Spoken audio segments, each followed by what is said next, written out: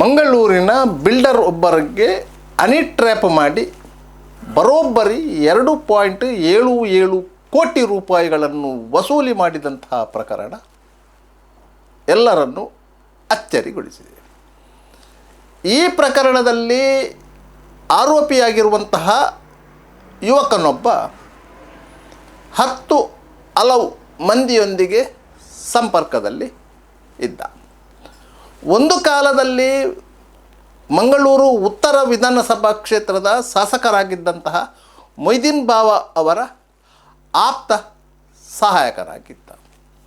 ಈ ಹಿನ್ನೆಲೆಯಲ್ಲಿ 10 ಹಲವು ಮಂದಿಯೊಂದಿಗೆ ನಿಂತುಕೊಂಡು ಫೋಟೋ ತೆಗೆಸಿಕೊಂಡು ಅದನ್ನು ತನ್ನ ಫೇಸ್ಬುಕ್ ಪ್ರೊಫೈಲ್ನಲ್ಲಿ ಹಾಕಿಕೊಳ್ತಾ ಇದ್ದ. ಇವನ ಫೇಸ್ಬುಕ್ ಪ್ರೊಫೈಲನ್ನು ನೋಡಿದರೆ ಎಲ್ಲರಿಗೂ ಅಚ್ಚರಿಯಾಗಬಹುದು. ಮಂಗಳೂರಿನ ದಕ್ಷ ಮತ್ತು ಖಡಕ್ ಪೊಲೀಸ್ ಆಯುಕ್ತ ಸುಧೀರ್ ಕುಮಾರ್ ರೆಡ್ಡಿ ಅವರೊಂದಿಗೆ ನಿಂತುಕೊಂಡು ತೆಗೆದಂಥ ಫೋಟೋವೂ ಇದೆ. ಪ್ರಸ್ತುತ ರಾಜ್ಯದ ಮುಖ್ಯಮಂತ್ರಿಯಾಗಿರುವಂತಹ DK ಶಿವಕುಮಾರ್ ಅವರೊಂದಿಗೆ ಇದ್ದ ಫೋಟೋವೂ ಇದೆ. ಕಾಂಗ್ರೆಸ್ ಮುಖಂಡ ಮುಲ್ಕಿಯ ಇನಾಯತ್ ಅಲಿ ಅವರೊಂದಿಗೆ ಆತ್ಮೀಯವಾಗಿರುವಂತಹ ಸಂಬಂಧದ ವಿಡಿಯೋ ಇದೆ. ಇಂತಹ ಖತರ್ನಾಕ್ ಕೆಲಸ ಮಾಡಿದವ ಎಂತೆಂಥವರೊಂದಿಗೆ ಸಂಪರ್ಕ ಹೊಂದಿದ್ದಾನೆ ಎಂದು ತಿಳಿದು ಆತನ ವಿರುದ್ಧ ಕೇಸು ಮಾಡಿದಂತಹ ಉರ್ವಾ ಪೊಲೀಸರೇ ದಂಗು ಬಡಿದು ಹೋಗಿದ್ದರು. ಅಂದಹಾಗೆ ಆ ಯುವಕನ ಹೆಸರು ನಿಜಾಮ್ ಯಾನೆ ಇಬ್ರಾಹಿಂ. ಮೂಲತಃ ಕೈಕಂಬ ಸಮೀಪದ ಸೂರಲ್ಪಾಡಿಯವನು. ಸದ್ಯಕ್ಕೆ ಕೈಕಂಬದ ವಸತಿ ಗೃಹವೊಂದರಲ್ಲಿ ಫ್ಲ್ಯಾಟ್ ಹೊಂದಿದ್ದಾನೆ, ಅಲ್ಲಿಯೇ ವಾಸ ಇದ್ದಾನೆ. ಈತನ ಬಲೆಗೆ ಬಿದ್ದಂಥ ಅಮಾಯಕ ಮಂಗಳೂರಿನ ನವಭಾರತ್ ಸರ್ಕಲ್ ಬಳಿ ಇರುವಂತಹ ಆರ್ಯ ಸಮಾಜ ಕಮರ್ಷಿಯಲ್ ಕಾಂಪ್ಲೆಕ್ಸ್ನಲ್ಲಿ ಕಚೇರಿ ಹೊಂದಿರುವಂತಹ ಬಿಲ್ಡರ್ ಅಮಾಯಕ. ಇವರ ಒಂದು ವಿಡಿಯೋ ಇಟ್ಟುಕೊಂಡು ಅವರೊಂದಿಗೆ ಕೆಲಸ ಮಾಡುತ್ತಿದ್ದಂತಹ ಜಿತೇಶ್ ಎನ್ನುವಾತ ಅವರನ್ನು ಬ್ಲ್ಯಾಕ್ ಮೇಲ್ ಮಾಡಿದ್ದ. ಇದು ನಡೆದದ್ದು 2024ರಲ್ಲಿ.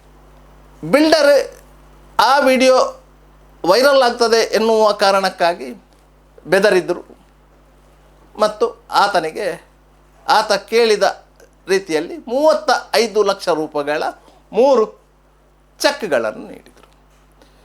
ವಿಜಯ್ ಕಾಪಿಕಾಡಿನ ಬ್ಯಾಂಕೊಂದರ ಶಾಖೆಯ ಚೆಕ್ ಅದಾಗಿತ್ತು. 10 ಲಕ್ಷದ 2 ಚೆಕ್ ಮತ್ತು 15 ಲಕ್ಷದ 1 ಚೆಕ್. 2 ಚೆಕ್ಗಳು ನಗದೀಕರಣಗೊಂಡವು, ಮತ್ತೊಂದು ಚೆಕ್ ನಗದೀಕರಣ ಆಗಲಿಲ್ಲ. ಈ ಸಂದರ್ಭದಲ್ಲಿ ಜಿತೇಶ್ ಬಿಲ್ಡರ್ನ ಮನೆಗೆ, ಅಂದರೆ ಮೇರಿ ಹಿಲ್ ಸಮೀಪದ ಅವರ ಮನೆಗೆ ಬಂದು ಗಲಾಟೆ ಮಾಡಿದ್ದ. ಇರುವಂಥ ವಿಡಿಯೋವನ್ನು ವೈರಲ್ ಮಾಡ್ತಾನೆ ಅಂತ ಹೇಳಿ. ಆ ಸಂದರ್ಭದಲ್ಲಿ ತನ್ನೊಂದಿಗೆ ಕೆಲಸ ಮಾಡುತ್ತಿದ್ದಂತಹ ಇಬ್ರಾಹಿಂ ಯಾನೆ ನಿಜಾಮ್ನನ್ನು ಬಿಲ್ಡರ್ ಫೋನ್ ಮಾಡಿ ಕರೆಸಿದರು. ನಿಜಾಮು ಬಂದು ಜಿತೇಶ್ನನ್ನು ಅವರ ಮನೆಯಿಂದ ಕರೆದುಕೊಂಡು ಹೋದ. ತದನಂತರ ನಿಜಾಮು ಆ ವಿಡಿಯೋವನ್ನು ಇಟ್ಟುಕೊಂಡು ಬಿಲ್ಡರ್ಗೆ ಬ್ಲ್ಯಾಕ್ ಮೇಲ್ ಮಾಡಲಿಕ್ಕೆ ಆರಂಭ ಮಾಡಿದ. ಈ ಸಂದರ್ಭದಲ್ಲಿ ಬಿಲ್ಡರ್ ಏನೋ ಸಬೂಬು ಹೇಳಿ ತಪ್ಪಿಸಿಕೊಳ್ಳಲು ಯತ್ನಿಸಿದಾಗ ಜಿತೇಶನನ್ನು ಒಂದು ಕೊಠಡಿಯಲ್ಲಿ ಇರಿಸಿ ಆತನ ಕುತ್ತಿಗೆಗೆ ಒಂದು ನೇಣು ಹಗ್ಗ ತಯಾರಿಸಿ ಆತ ನೇಣು ಬಿಗಿದುಕೊಂಡು ಆತ್ಮಹತ್ಯೆ ಮಾಡಿಕೊಂಡಿದ್ದಾನೆ ಮತ್ತು ನಿಮ್ಮ ಹೆಸರು ಬರೆದು ಡೆತ್ ನೋಟ್ ಇದೆ, ಈ ಬಗ್ಗೆ ಪೊಲೀಸ್ ಕೇಸು ಆಗ್ತದೆ, ನಿಮಗೆ ಸುಮಾರು 10 ವರ್ಷಗಳ ಶಿಕ್ಷೆ ಆಗುವ ಸಾಧ್ಯತೆ ಇದೆ ಅಂತ ಹೇಳಿ ಮತ್ತೊಂದು ಕತೆ ಸೃಷ್ಟಿಸಿ ಹೆದರಿಸಿದ. ಈ ಘಟನೆಯಿಂದ ಹೆದರಿದ ಬಿಲ್ಡರ್ ಇಬ್ರಾಹಿಂ ಯಾನೆ ನಿಯಾಜಿಗೆ ನಿಯಮಿತವಾಗಿ ದುಡ್ಡು ಕೊಡ್ತಾ ಹೋದರು. ಸುಮಾರು 2 ವರ್ಷಗಳ ಕಾಲ ಈ ಬ್ಲ್ಯಾಕ್ ಮೇಲ್ ನಡೀತಾ ಹೋಯಿತು. ಒಟ್ಟು 2.77 ಕೋಟಿ ರೂಪಾಯಿಗಳನ್ನು ನಿಜಾಮು ವಸೂಲು ಮಾಡಿದ್ದ. ಕೆಲವು ದಿನಗಳ ಹಿಂದೆ ಬಿಲ್ಡರ್ ತನ್ನ ಕಾರಿನಲ್ಲಿ ಮಂಗಳೂರಿನಲ್ಲಿ ಹೋಗ್ತಾ ಇದ್ದಾಗ ಆತ್ಮಹತ್ಯೆ ಮಾಡಿಕೊಂಡಿದ್ದಾನೆ ಎನ್ನಲಾದಂಥ ಜಿತೇಶ್ ರಸ್ತೆ ಬದಿಯಲ್ಲಿ ನಡೆದುಕೊಂಡು ಹೋಗ್ತಿದ್ದ. ಇವರಿಗೆ ಅಚ್ಚರಿ ಆಯಿತು. ಆತ್ಮಹತ್ಯೆ ಮಾಡಿಕೊಂಡು ಅವನು ನಡ್ಕೊಂಡು ಹೋಗೋದು ಹೇಗೆ ಅಂತ ಹೇಳಿ ಆತನನ್ನು ಕರೆದು ತನ್ನ ಕಾರಲ್ಲಿ ಕೂರಿಸಿಕೊಂಡರು. ಆತನನ್ನು ಕರ್ಕೊಂಡು ಬಂದು ಎಲ್ಲ ವಿಚಾರವನ್ನು ಆತನ ಬಾಯಿಂದಲೇ ಹೇಳಿಸಿಕೊಂಡರು. ಆಗ ಜಿತೇಶ್ ಸ್ಪಷ್ಟವಾಗಿ ಹೇಳಿದ, ನಿಮ್ಮ ವಿಡಿಯೋದ ಬಗ್ಗೆ ನನಗೆ ಗೊತ್ತಿಲ್ಲ, ಆದರೆ ನಿಮ್ಮ ಇಂತಹ ಒಂದು ವಿಡಿಯೋ ಇದೆ ಅಂತ ಹೇಳಿ ನಿಜಾಮು ನನಗೆ ಹೇಳಿದ್ದು. ಆ ವಿಚಾರವನ್ನು ನಾನು ನಿಮಗೆ ಹೇಳಿದ್ದು. ನೀವು ಚೆಕ್ ಕೊಟ್ಟಿದ್ದೀರಿ, ಆ 20 ಲಕ್ಷ ನನಗೆ ಬಂದಿದೆ. ಅದ ನಂತರ ನನಗೆ ವಿಚಾರ ಗೊತ್ತಿಲ್ಲ. ಮತ್ತು ನಿಜಾಮೇ ಆ ಸೀನನ್ನು, ಆತ್ಮಹತ್ಯೆ ಮಾಡಿಕೊಳ್ಳುವಂತಹ ಸೀನನ್ನು ಕ್ರಿಯೇಟ್ ಮಾಡಿದ. ಮತ್ತು ನಿಮ್ಮಿಂದ ಎಷ್ಟು ಹಣ ತಗೊಂಡಿದ್ದಾನೆ ಅಂತೇಳಿ ನನಗೆ ಗೊತ್ತಿಲ್ಲ. ನನಗೊಂದು 5 ಲಕ್ಷ ರೂಪಾಯಿ ಕೊಟ್ಟಿದ್ದಾನೆ. ಒಟ್ಟಾರೆಯಾಗಿ ಈ ಬ್ಲ್ಯಾಕ್ ಮೇಲ್ ಡೀಲ್ನಲ್ಲಿ 25 ಲಕ್ಷ ನನಗೆ ಬಂದಿದೆ ಎನ್ನುವುದನ್ನು ಜಿತೇಶ್ ಒಪ್ಪಿಕೊಂಡ. ಆಗ ಬಿಲ್ಡರ್ ತಾನು ಮೋಸ ಹೋಗಿರುವುದು ಗೊತ್ತಾಯಿತು. ಮತ್ತು ನಿಜಾಮ್ ಅನ್ನು ಸಂಪರ್ಕಿಸ ಪ್ರಯತ್ನ ಮಾಡಿದಾಗ ಅವ ಮತ್ತಷ್ಟು ಬೆದರಿಕೆ ಹುಟ್ಟಿದ. ಯಾಕಂತ ಹೇಳಿದ್ರೆ, ನಿಮ್ಮ ಆ ವಿಡಿಯೋವನ್ನು ನಾನು ವೈರಲ್ ಮಾಡ್ತೇನೆ, ನನ್ನ ವಿರುದ್ಧ ನೀವೇನಾದರೂ ಕಾನೂನು ಕ್ರಮ ಕೈಗೊಂಡ್ರೆ ಅಂತೇಳಿ. ಆಗ ಅನಿವಾರ್ಯವಾಗಿ ಬಿಲ್ಡರ್ ಉರ್ವ ಪೊಲೀಸ್ ಠಾಣೆಗೆ ದೂರು ನೀಡಿದರು. ಉರ್ವದಲ್ಲಿ ಇನ್ಸ್ಪೆಕ್ಟರ್ ಆಗಿರುವವರು ಶ್ಯಾಮಸುಂದರ್. ಈ ಹಿಂದೆ CCBಯಲ್ಲಿ ಉತ್ತಮ ರೀತಿಯಲ್ಲಿ ಕೆಲಸ ಮಾಡಿದ್ದವರು. ಅಂತಹ ಶ್ಯಾಮಸುಂದರ್ ಇಡೀ ಪ್ರಕರಣವನ್ನು ಕೂಲಂಕಷವಾಗಿ ಪರಿಶೀಲನೆ ಮಾಡಿದರು. ಬಿಲ್ಡರಿಗೆ ಅನ್ಯಾಯ ಆಗಿರುವುದು ಖಚಿತವಾಯಿತು. ನಿಜಾಮ್ ಮತ್ತು ಜಿತೇಶ್ ಸೇರಿಕೊಂಡೇ ಈ ಕೃತ್ಯ ಮಾಡಿದ್ದಾರೆ ಎನ್ನುವುದೂ ಖಚಿತವಾಯಿತು. ಕೊನೆಗೆ ಅವರು ಹಿರಿಯ ಅಧಿಕಾರಿಗಳಿಗೆ ಗಮನಕ್ಕೆ ತಂದು ಕಳೆದ ಮೇ 27ರಂದು ಉರ್ವ ಪೊಲೀಸ್ ಠಾಣೆಯಲ್ಲಿ ಬಿಲ್ಡರ್ ನೀಡಿದ ದೂರಿನಂತೆ ನಿಜಾಮ್ ಮತ್ತು ಜಿತೇಶ್ ವಿರುದ್ಧ ಕೇಸು ದಾಖಲಾಯಿತು. ಅವರಿಬ್ಬರನ್ನು ಪೊಲೀಸರು ವಶಕ್ಕೆ ತೆಗೆದುಕೊಂಡರು. ಈ ವಿಚಾರವನ್ನು ಪೊಲೀಸರು ಯಾರಿಗೂ ಬಾಯಿ ಬಿಡಲಿಲ್ಲ. ಈ ಮಧ್ಯೆ ಬಿಲ್ಡರ್ ಒಂದು ಮನವಿಯನ್ನು ಮಾಡಿದರು.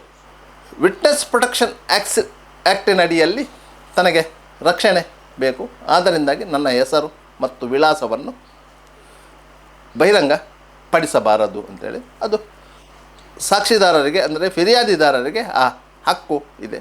ಆದ ಕಾರಣವಾಗಿ ಅವರ ಹೆಸರು ಮತ್ತು ವಿಳಾಸವನ್ನು ಬಹಿರಂಗ ಪಡಿಸಲಾಗುತ್ತಿದೆ.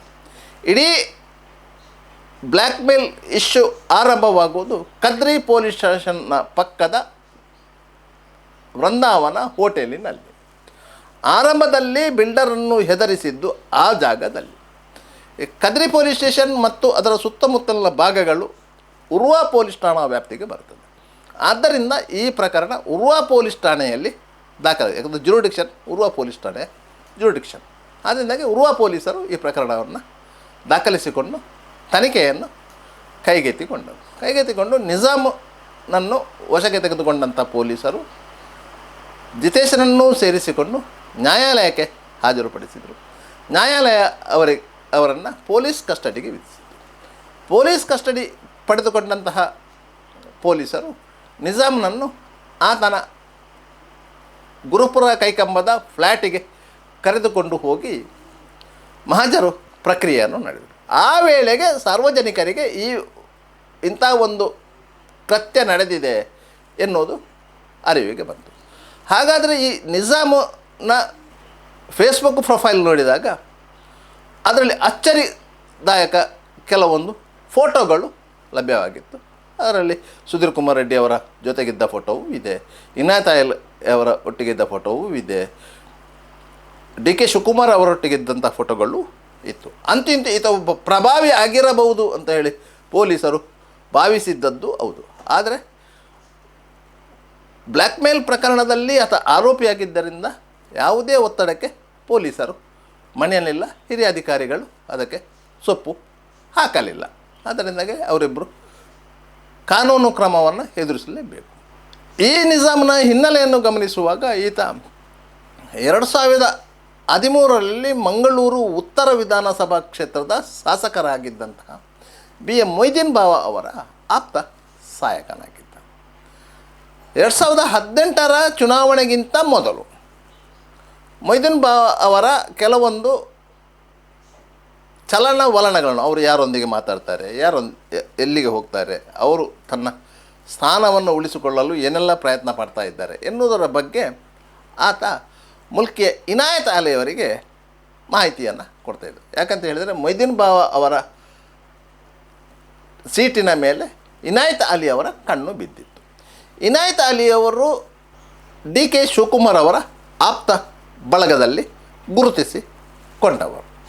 ಆದ್ದರಿಂದಾಗಿ ಇನಾಯತ್ ಅಲಿಯವರು ಆ ಕೆಲವೊಂದು ವಿಚಾರಗಳನ್ನು ಡಿ ಕೆ ಶಿವಕುಮಾರ್ ಅವರಿಗೆ ಮೊಯ್ದಿನ್ ಅವರ ವಿರುದ್ಧ ಚಾಡಿ ಹೇಳಿ ಕೊನೆಗೂ ಟಿಕೆಟನ್ನು ಗಿಟ್ಟಿಸಿಕೊಂಡ್ರು. ಈ ಸಂದರ್ಭದಲ್ಲಿ ಕೆಲವೊಂದು ವ್ಯತ್ಯಾಸಗಳಾಯಿತು.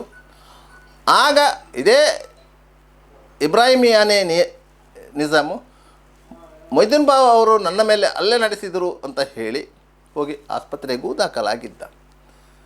ಮತ್ತು ಆ ಪ್ರಕರಣ ಅಲ್ಲಿಗೆ ನಿಂತು ಹೋಗಿತ್ತು. ಮೊಯ್ದಿನ್ ಅವರಿಗೆ ಟಿಕೆಟು ಕೈತಪ್ಪಿತ್ತು. ಮಂಗಳೂರು ಉತ್ತರ ಕ್ಷೇತ್ರದಿಂದ ಇನಾಯತ್ ಅಲಿ ಅವರು ಕಾಂಗ್ರೆಸ್ ಟಿಕೆಟ್ ಪಡೆದು ಸ್ಪರ್ಧೆ ಮಾಡಿದರು. ಆದರೆ ಬಿ ಜೆ ಪಿಯ ಭರತ್ ಶೆಟ್ಟಿ ಅವರು ಗೆಲುವನ್ನು ಸಾಧಿಸಿದರು. ಅಲ್ಲಿಂದ ಹೊರಬಿದ್ದಂತಹ ನಿಜಾಮು ತದನಂತರ ಇಂಥದ್ದೇ ಕೆಲವೊಂದು ಚಟುವಟಿಕೆಗಳಲ್ಲಿ ನಿರತನಾಗಿದ್ದ.